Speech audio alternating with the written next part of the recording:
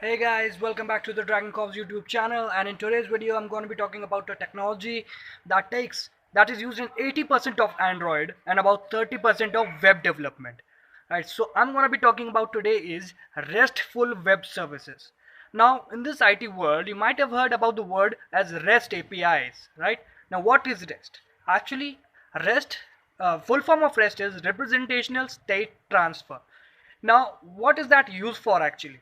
In web development world, what the communication is set up with the HTML document, right?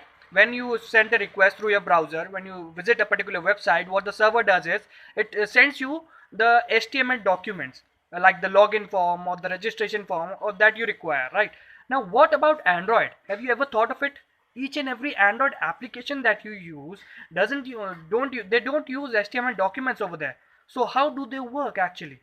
Right, so what Android says is, uh, I don't need the GUI. I have the GUI already. I have created my own GUI. So what I need is data. You need to send the data only. I don't need the HTML document. So there comes the REST into picture.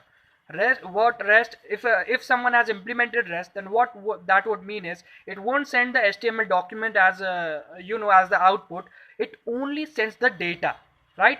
Suppose we need weather data for our application, for our Android application. We need weather data, so we need to set up sensors all over the world, or to the places at least where we want the weather data from, right? For example, in our city, if we want the weather data, we need to put weather sensors at different locations, and those sensors would send the data to the server, and then in turn the server would send the data to our application. Now that data that is traveling between the sensor and the server to the app to our application travels in two of the forms, right?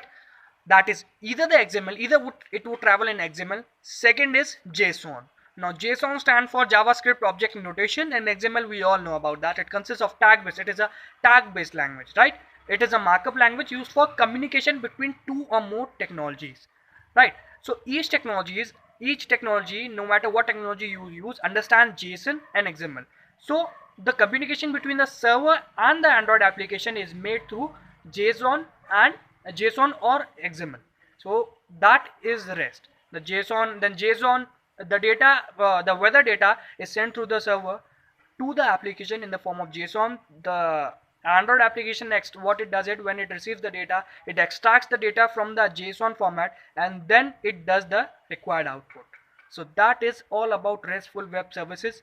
In Java development world, you can implement the REST API through two technologies.